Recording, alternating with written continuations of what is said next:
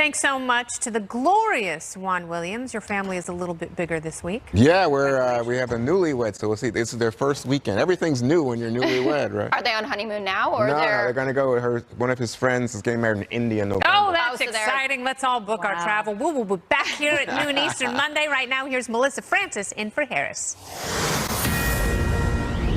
Fox News alert: the president tearing into Democrats after immigration reform efforts stall, vowing to make it a big midterm issue. Welcome to Outnumbered Overtime. I'm Melissa Francis, in today for Harris Faulkner. A fiery President Trump sounding off after House Republicans delay a vote on a compromise immigration bill until next week after a conservative version failed yesterday. The president tweeting, "Republicans should stop wasting their time on immigration until after we elect more senators and congressmen and women in November. Dems are just playing games, have no intention of doing anything to solve this decades-old problem. We can pass great legislation after the red wave." Peter Ducey joins us from Capitol Hill with more. Peter.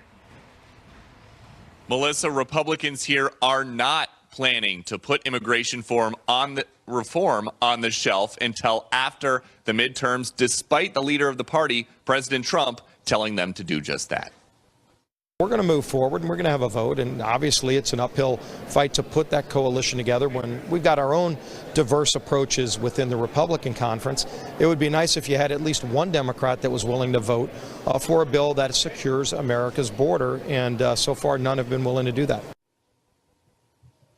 Right now, GOP leadership is trying to stuff some new provisions into this leadership-backed immigration bill to try and lure more of their own members into the yay column. It's known as the compromise bill because it does provide a pathway to citizenship for DACA recipients brought to the states illegally as kids, but it also fully funds the border wall with $25 billion that President Trump has been asking Congress for.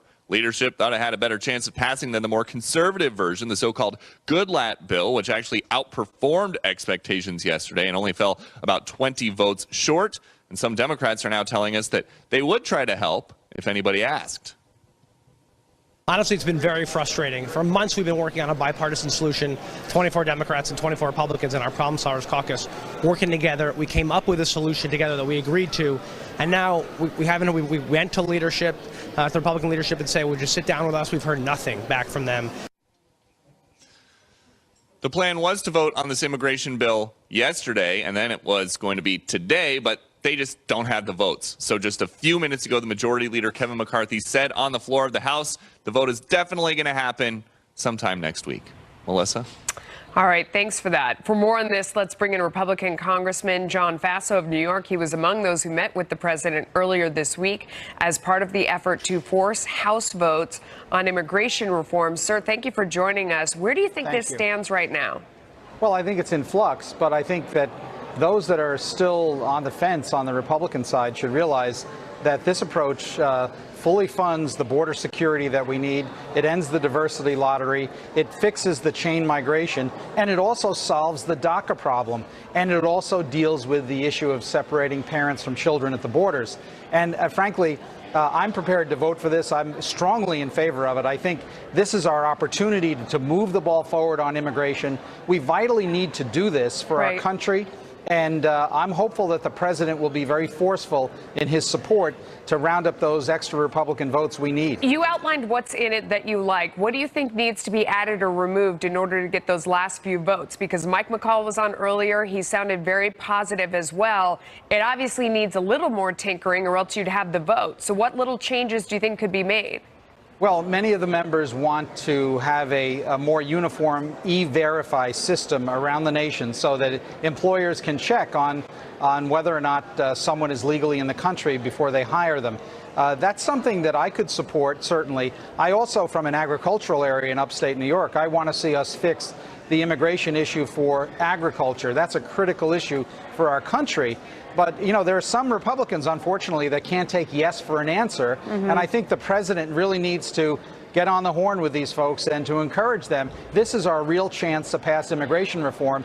And those people that are out there screaming, oh, that this is amnesty, just simply haven't read the bill. This is not amnesty, but it does solve the DACA problem for 1.8 million people in our country. I'm interested in some of the details you have there. First of all, E-Verify seems reasonable enough. Who's against that? Well, some businesses are against it. I think the U.S. Chamber is against the full implementation of it because they're worried about whether or not it's practical, whether or not it can be done and implemented in the time frame that we're talking about. I think those issues can be worked out. I know that many in the agriculture community, if you're a small farmer, it's very tough to necessarily verify through this E-Verify system that ag worker is someone that you can actually hire. That's why we need to reform the ag worker system so that we can bring in to the country those people who will harvest our crops and work on farms, which quote unquote Americans will not do. The other issue you said was that some people think this is amnesty and it's not. Why is it not amnesty? It's not, because what we do is, number one, no one is going to deport these children and young adults who were brought here as children before 2007 under the age of 16. No one is going to deport them today. Most of these people are in our country working productively today, or they're in universities and colleges. So those people aren't going to be deported. What we say is that we recognize their status, but after a 6-year period, they would have to get in line behind everyone else, every other immigrant seeking a green card and ultimately becoming a citizen. So we set up a legitimate, legalized process for them, and people who shout amnesty simply do not know what they're talking about. Yeah. So you're saying they're not going to be deported, they just have to get in line behind the people that are already in line? That's right, and we would grant them a legal status in the country in the meantime, and that's really critical to them to be able to work, to raise families, to buy homes, and et cetera. And so, look, we have a country right now that is booming in terms of employment. We have a shortage of jobs and a shortage of workers for the jobs that are available. Why would we, in heaven's name, want to send 1.8 million people out of the country? It would make no sense at all. We have more job openings right now than we have unemployed people in the country. This is what we need to do to keep the Trump economy, keep the boom in our economy going right now. We need to solve immigration. So, Congressman, what do you think are the odds that you can make those changes and get enough House members on board? Well, I'm hopeful. I'm hopeful that folks will understand that this is our best chance in this Congress to get a real reform in place to also fund the border security. And one reason why we need this border security, if we did DACA without the border security, which the Democrats want, in 10 or 15 years, we'd be dealing with DACA all over again. So we need to solve these two problems at once. Okay. Sir, thank you for your time. We appreciate it. Back to work.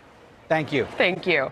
For more reaction, we are now joined by Franco Ordonez. He is a White House correspondent covering immigration and foreign affairs for McClatchy. You heard that interview before you. What did you think? Well, I think it showed that Congressman, in a way, is not so confident that they're going to be able to get a vote to pass this. You asked whether he was confident, how confident. He talked about hope. He talked about this being our best chance to do this. We've heard those things from Congress before. The reality is they wouldn't have punted this measure to next week if they had the votes. Of course. I find it hard that they're going to be able to come up with the votes. He pointed out the citizenship issue, the 1.8 million potential DACA recipients who could eventually get citizenship. Yeah. Those are things that conservatives are really going to have a hard time with. Have you had a chance to read the bill that they're talking about, and do you disagree with any of the way that he characterized what was in there? I've read parts of it, not the whole thing. It's pretty lengthy. Sure. But certainly, there are different perspectives in people trying to figure out, okay, is it 1.8 million? Is it potentially higher? Is it potential lower? There's also questions about some of the family separation. There are different things that are going on. But I think for the most part, he grabbed good parts of it right. How difficult is E-Verify? Because that's something a lot of people have mentioned. I mean, I've been a business correspondent for a long time. It seems like it's something that would make sense if we're really committed to having people hire workers that are here legally. What is it that hard? What's the problem with it?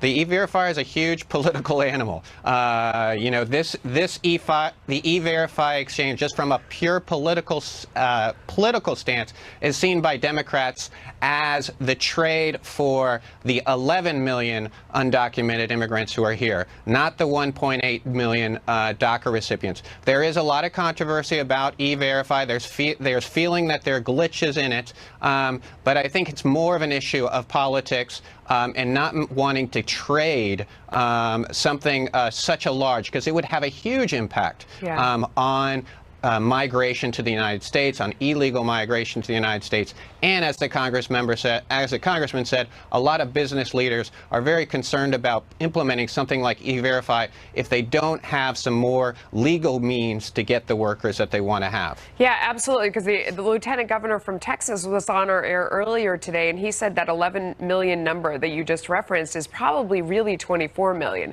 that we don't really know, but just from his own experience of spending time down on the border and physically seeing how many people were coming over and how many they counted, that he thinks there's probably more like 24 million illegal immigrants living in this country right now. What do you think about that? I understand his thoughts. I also, you know, obviously President Trump has raised those kind of numbers before. Of the demographic experts that I've spoken to, and I would say most demographic experts, they have put the number more around 11 million. That said, whether it's 11 million or more, this is a significant issue, and it's going to be really hard to, you know, push all these people out of the country. And obviously, you know, we're also talking about DACA kids here. Yeah.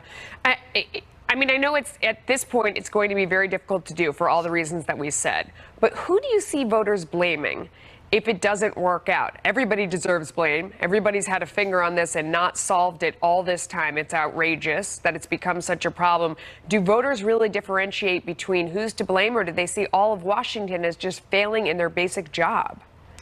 Can I pick all of the above? Yeah. I mean, I think, you know, look, this is one of the, you know, I've been covering immigration for a while. This is probably this probably is the most emotional issue that I have covered. The voicemails that I get are on all sides of the spectrum. Look, if you are for Trump, if you are a supporter of him and believe in the steps that he has taken, you are going to absolutely feel like the Democrats are obstructionists and do not feel like the Democrats are preventing real measures to come in. But if you're against Trump and you don't like the steps you're doing, you're going to say, hey, look, here now, Republicans have had the wheel for now over a year. Why can't they get something done?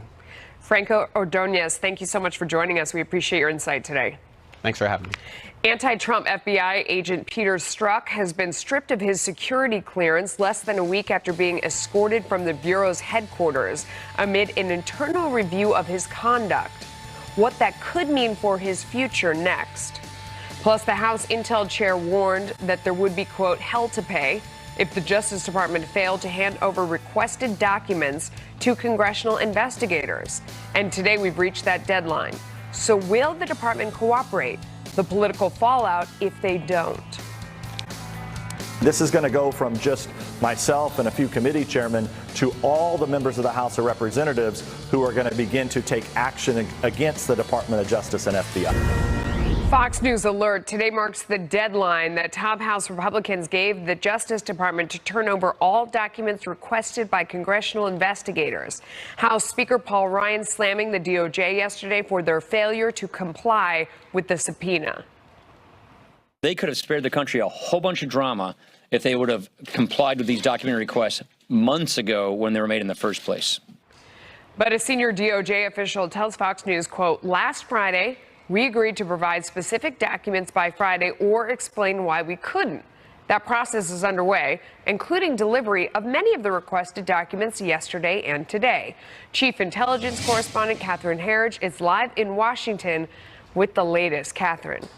Well, thanks, Melissa. Fox News is told the Justice Department has produced more records this week, but right now it still falls short of the congressional subpoenas. In the meantime, we're learning more information about that key meeting last Friday involving the House Speaker, FBI Director, and Deputy Attorney General, as well as the 3 House committee chairmen.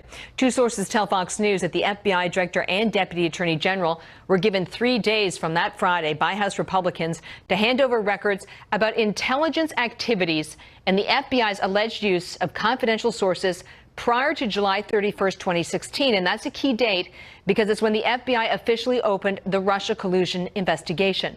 With that deadline missed and a looming deadline today for the remaining records under subpoena, the House Speaker, as you just heard him say, did not take contempt off the table. Here's House Speaker Ryan. I am supportive of making sure we get the documents we rightly deserve, that we legitimately requested. We expect compliance. I'm still getting daily reports from our committee chairs about the progress on compliance. Multiple sources described to Fox News that last Friday's meeting, it was rare, impactful, because new information came to light about intelligence activities, and this is the key thing, Melissa, appeared to shift the timeline earlier than July 31st, 2016. And they said Congressman Gowdy's outspoken statements on Fox News Sunday reflected that new information. Paul made it very clear there's going to be action on the floor of the House this week if the FBI and DOJ do not comply with our subpoena request. So Rod Rosenstein, Chris Wray, you were in the meeting. You understood him just as clearly as I did. We're going to get compliance, or the House of Representatives is going to use its full arsenal of constitutional weapons to gain compliance. I just want to draw your attention to a key line from that Justice Department official's statement. They said that if the records are not provided, they will explain to the congressional committees why they are refusing to comply with the congressional subpoenas. And based on our reporting today, we think that's going to take the form of a letter, maybe later today, Melissa. Oh, yeah, I'm sure that'll do the trick. The letter explaining why, they'll just accept that and it'll all be over. Catherine Herridge, thank you so much. You're welcome. A little sarcastic there. Joining me now for more on all of this is Republican Congressman Chris Stewart. He is a member of the House Intelligence Committee. What's your take on this? What documents do you think will be handed over, and what excuse could be in that letter that would make you feel okay about not getting the rest? Oh my gosh, I appreciate your sarcasm, because there's nothing in that letter that could make us feel better about this. Look, it doesn't have to be this painful, and it doesn't have to be this hard. The principle in this is very, very clear. We have a constitutional role, a constitutional responsibility to provide oversight. And the Justice Department doesn't get to choose on what things they'll provide and on what things we will provide oversight over. And again, look, at the end of the day, they end up giving it to us. And at the end of the day, there's reasons why we find out why they were hiding it from us, because it's embarrassing to them, or it conflicts information that they've already provided us.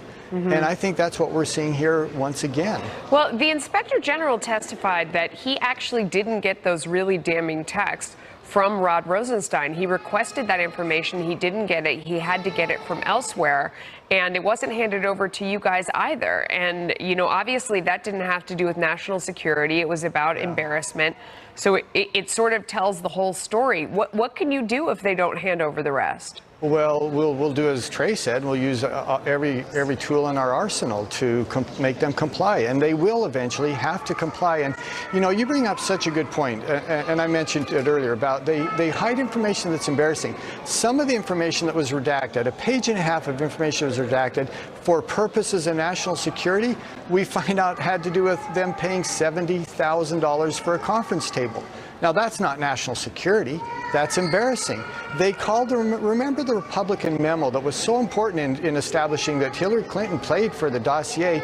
They said that would impact national security. They said it would impact people's lives before they had even seen it. And then once we released it to the American people, anyone could read that and say that has nothing to do with national security. And we're seeing the same thing once again. But you guys always say that you're going to force them and that you say you have every tool in your arsenal. When is that tipping point? I mean, when do you step in and say enough's enough? Is it this time?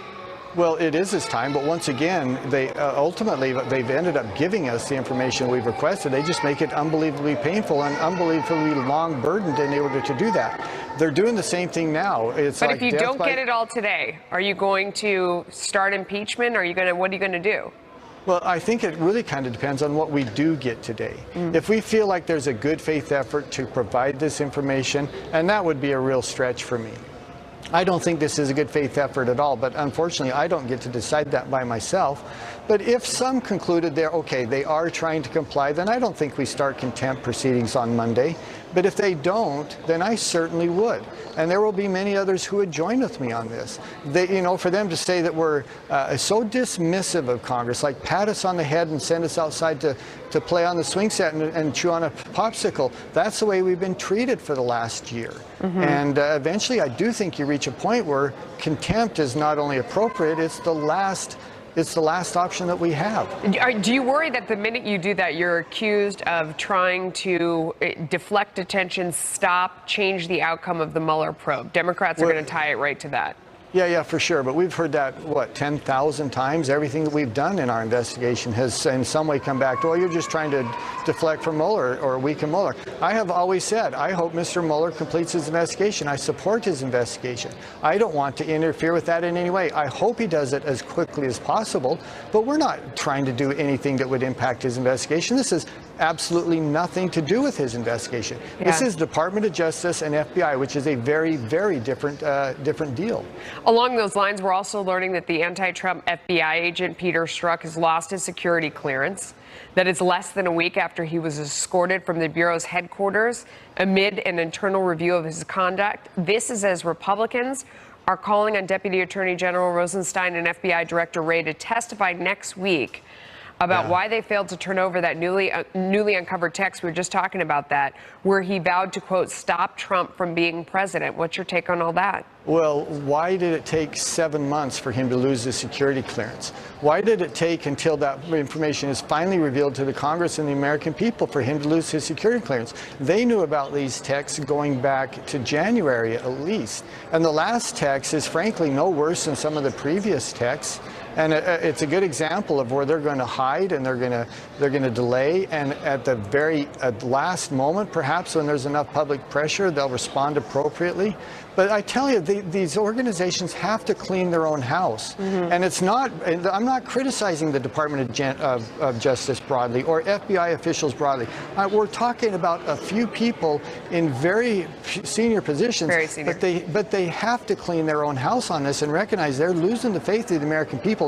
And it's not because of people like me. It's not because we're asking questions. It's because the answers to those questions are so troubling. Congressman Stewart, thank you. Thank you. Good to be with you. Fox News is remembering our friend and colleague Charles Krauthammer, who died yesterday at the age of 68. So what kind of legacy does the Pulitzer Prize-winning commentator leave behind? Howard Kurtz weighs in ahead. It's my job to call a folly a folly. You're betraying your whole life if you don't say what you think, and you don't say it honestly and bluntly. We make is to lose the damn war because we refuse to recognize who the enemy is and what it requires. For God's sake, why do you have to talk about that? The mourning is over, the Shiva is done, and if you're a conservative, you should be optimistic. I think it'll snow in hell before the DOJ is going to go after her. We all were expecting it. It didn't happen. That was the dog that didn't bark. Those were just some of the highlights of Charles Krauthammer's appearances here as a contributor on Fox News. The Pulitzer Prize-winning Washington Post columnist died yesterday at the age of 68. That was less than 2 weeks after revealing that his cancer had returned. Krauthammer was a Harvard-educated psychiatrist who later switched careers to become one of the most influential political voices in Washington. For more on Dr. Krauthammer's life and legacy, let's bring in Fox News media analyst Howard Kurtz, host of Media Buzz. Sir, thank you for joining us. Give me your thoughts. You know, Charles was more than just a journalist. He was a public intellectual and one of such honesty and independence and brilliance that other journalists would just shake their heads in admiration. As a veteran newspaper columnist, I'd read something that he had wrote and I would just say, man, I wish I could write like that. Even if I disagreed with what he was saying, he was such a good craftsman of making arguments. He really was. And I've tried to highlight some that really stuck out to me in the past 2 hours. And it's a wonderful time to remind people of a lot of the brilliant things he said. One was, America is the only country ever founded on an idea, the only country that is not founded on race or even common history. It's founded on an idea, and that idea is liberty. That is probably the rarest phenomenon in the history of the world. Our country founded on liberty. It's so simple in what he's saying, and that's what makes it profound, no? Yeah, and the fact that he was totally unpredictable. I mean, he began as a liberal writer for the New Republic and evolved into a staunch conservative, but not a knee-jerk conservative. For example, he was pretty courageous in taking on Donald Trump during the campaign. He did not think much of candidate Trump, but as president, when Trump did something he liked, he would say so. There was that. And, in his writings for the Washington Post and for Time magazine, I mean, he coined some memorable phrases. He coined the Reagan Doctrine, talking about Ronald Reagan's policy toward the communist world, and Bush derangement syndrome for some of that president's most fierce critics. But also he could write light and funny. I mean, and when Dick Cheney used an epithet in an argument with a senator, he wrote a column, Charles did, in defense of the F word. Yeah. You talk about how he started his career as a liberal, and that progression is really interesting. He says he was a great society liberal. He thought we had to help the poor, give them all the money, but the evidence started to pour in how these grand programs, everything was making it worse. And he said, I didn't have a dog in that fight. I was willing to go where the evidence led. As a doctor, I've been trained in empirical evidence. If the treatment is killing your patients, stop the treatment. Right. And, he had for a while been a psychiatrist, and I think he brought some of that to his commentary because he had a way of psychoanalyzing or getting to the nub of what the political players would do. And that always struck me. And also, I mean, just as a person, as many have said, I mean, he was wickedly funny. He'd always be asking me about the latest gossip. He was nice to every single person who worked in this Washington bureau, down to the clerks and the makeup women. But at the same time, Melissa, he was steely. And before I came to Fox, a couple times I wrote things about him that he didn't agree with. We had a couple of tough conversations in which we exchanged forceful views. But he always did it with a kind of a civil tone, even when he was ripping people he didn't like. He never fell into this increasingly popular nastiness and snarkiness and yelling. In fact, he spoke in a low voice, but he spoke so eloquently and rarely talked about his disabilities. He never wanted to be graded on a curve, so to speak. He didn't want people to, Charles didn't want people to say, well, he overcame so much in his life, therefore he was pretty good. He wanted to be judged by the same standards that everybody else was judged by, and by that standard, his legacy will live on because of the power of his words and his mind. I think one of the things that's so apropos about him to the struggle that we have going on in this country right now of everybody screaming at each other is that he talked about the idea of not crushing the other person in a debate, but persuading them of your idea, which, if you think about it, almost nobody tries to do now. They try to win the argument, crush the other, but they don't try to persuade the other side. He said you have to figure out what the other person believes and then try to draw a line from what they believe into what you believe by showing them the logical sequence. And it's so profound given what's going on today, no?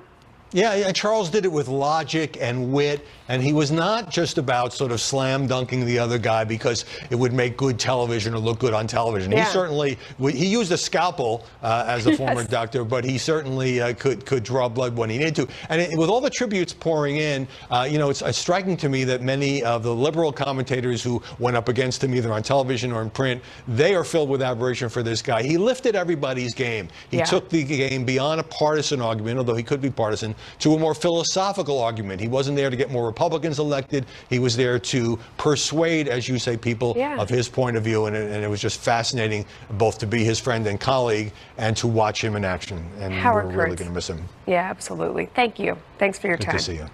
And tonight on Fox News Channel, 9 p.m. Eastern, the moving and inspirational story of Charles Krauthammer's life as told in his own words. This hour-long special includes reflections from Bret Baier, Brit Hume, Sean Hannity, Tucker Carlson, Laura Ingraham, Fred Barnes, and George Will. Charles Krauthammer, his words. We'll be right back.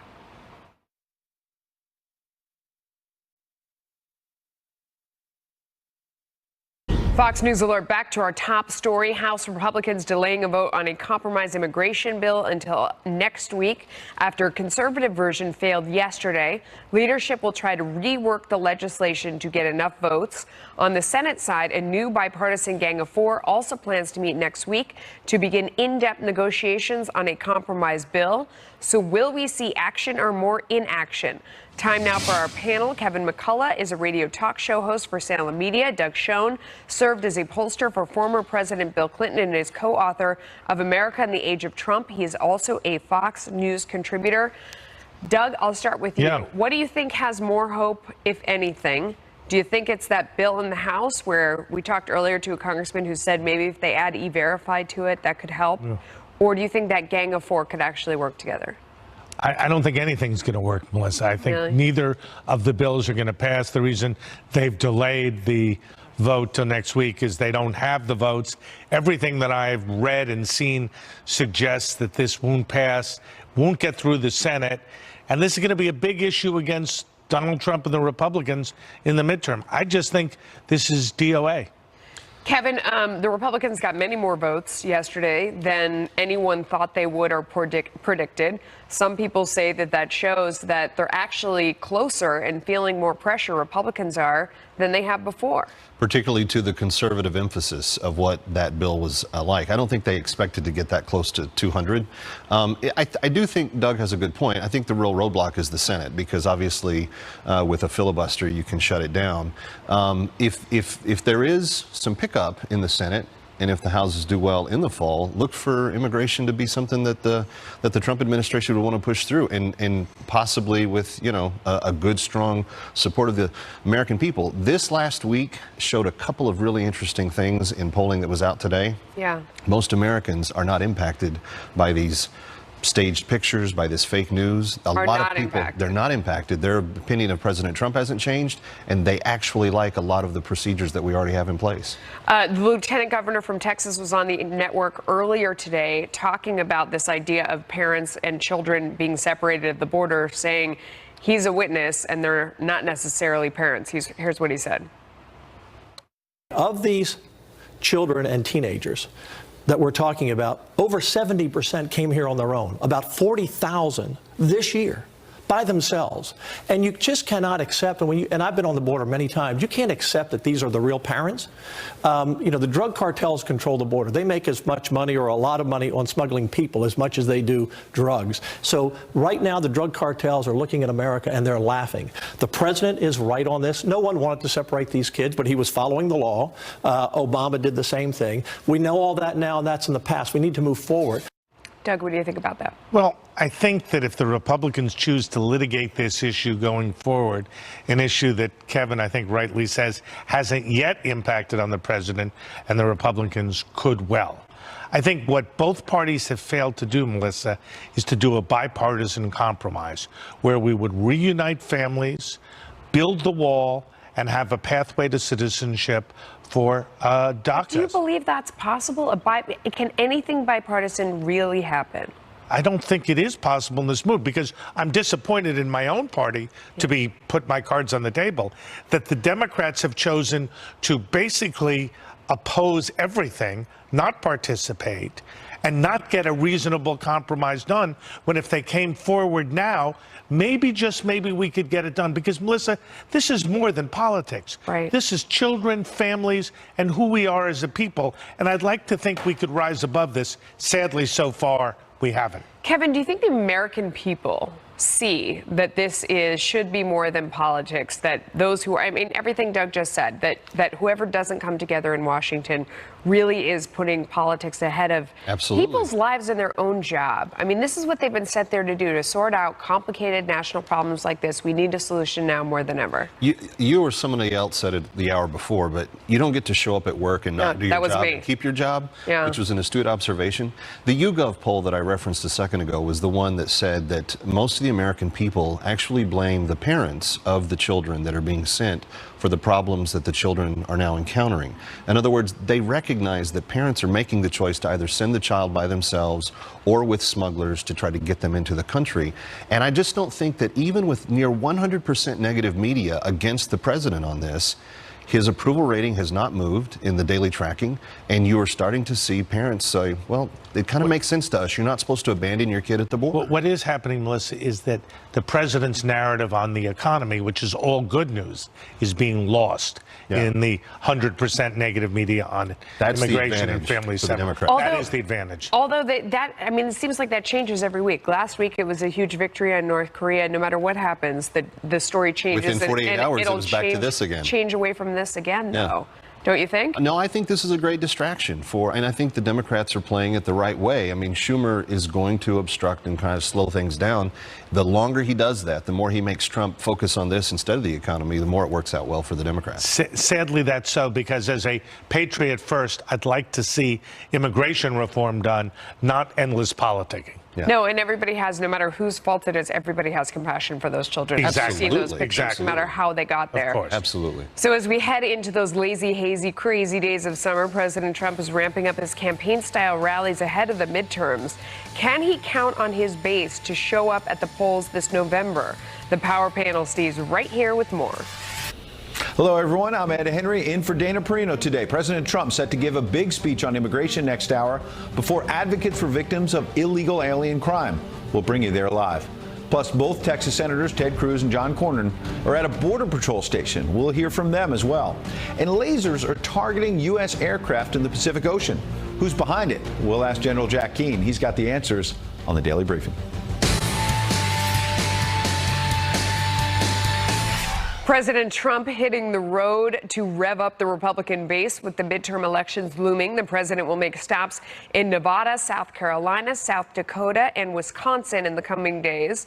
Most of those states are home to hotly contested Senate races. So can the president give the Republicans a leg up? We are back with our power panel, Doug Schoen and Kevin McCullough. I was shocked to be driving in my car this morning, and I heard an ad here in New York City saying that this candidate was the one to give President Trump the help he needed. Here in New York. I know.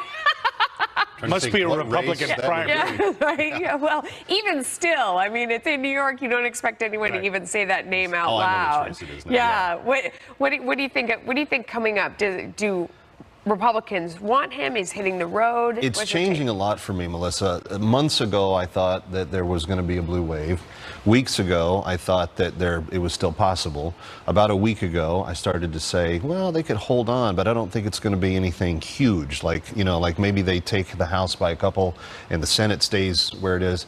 I'm beginning to wonder, when I see the numbers at the Duluth rally, which is Minnesota, which is a battleground state, big, contentious win for Trump in the last election. I'm beginning to wonder if we're not going to see Republicans expand their lead in both houses, possibly because of the immigration issue and possibly because I think the media that's going so hard against Trump only helps him. Yeah, what do you think? Well, I think the House is very much in play. I think it's distinctly unlikely that the Republicans will do anything other than lose seats. The question is, will they lose the 24 seats they need to lose control? I think it's 50-50.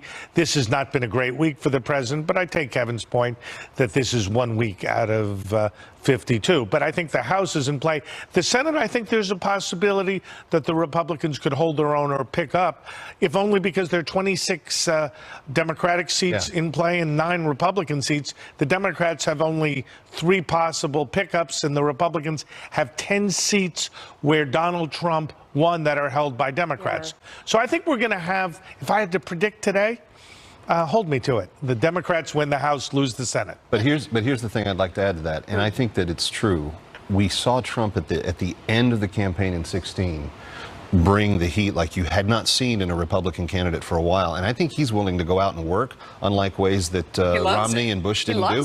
And when you see 18,000 in an arena and 15,000 waiting outside, I mean, that's a lot of energy. Yeah. And Doug, about this week, so there were the pictures that started the week, and then President Trump acted. But then it does that thing that he's sort of able to orchestrate, where it begins to backfire on those who are screaming at him. For example, when you find out that picture that was it's going to be on the cover of Time magazine or wherever it was, the one that's everywhere, wasn't what the media said it was, that was actually going on in there. And it starts to fit that narrative where he's saying, like you said, media is all against him, that it's a conspiracy. I don't know. I mean, is it possible you're wrong? Oh, of course it's possible I'm wrong. I mean, I'm old enough to have been wrong more times than I care to think about. But just the arithmetic of 40 Republican retirements. Right. And that's tough. You're right. It's really tough. The Senate, I think, is possibility there'll be some pickups. But I think the other real thing which we don't know is how this all will play out in the fall. Elections tend to break late. Wave elections break late. So as we sit here today, I'm giving you my best judgment. But Melissa, I acknowledge my frailties and foibles. So let's build on that thought. They break late. So what are some of the factors that are out there right now? Always the economy. Unpredictable. It seems like it's picking up steam, but the tariff debacle could derail that. It depends how real it becomes, whether he makes good deals. What do you think are some of the issues? I think certainly the economy is going to be the skeleton. And if the economy is good, that favors Trump. If we have hiccups and problems, that favors the Democrats. But I think beyond that, I think Trump is a savvier marketer than any of the other people that have been in politics in a long time. And I think he, back to your point, understands how to take a situation, kind of turn it on its head. And then when you have bad behavior by the media that is complicit in spreading false narratives, and the Time magazine piece is just fraud. Because that kid wasn't separated from her mom. The father didn't even want her coming to America. They've interviewed him in Honduras now, where she came from. I mean, and that just fits everything that Trump says they're out to get us. That's what it looks like. And he represents red state America. Jessica Tarlov had the theory last hour that the jacket thing was trolling the media, that was intentional in order to get them to pounce. And then to later say Melania did this nice thing, and here the fake news media wants to focus on that. I mean, would you give him that much credit? That goes along with what Kevin was saying. You know, here's the credit I would give him. About the jacket, I really don't know. But here's what I do know. And I've known Donald Trump for 30-odd years. I worked for him in a commercial capacity here in New York. He is indefatigable. Kevin's right. He can rally the base. He can also raise money. And his ability to go state by state, seat by seat, is really unequaled and unrivaled in American politics. Well, fun to watch. Great discussion, you guys. Thank you. Love it from both sides. Thank you so much. We'll be right back.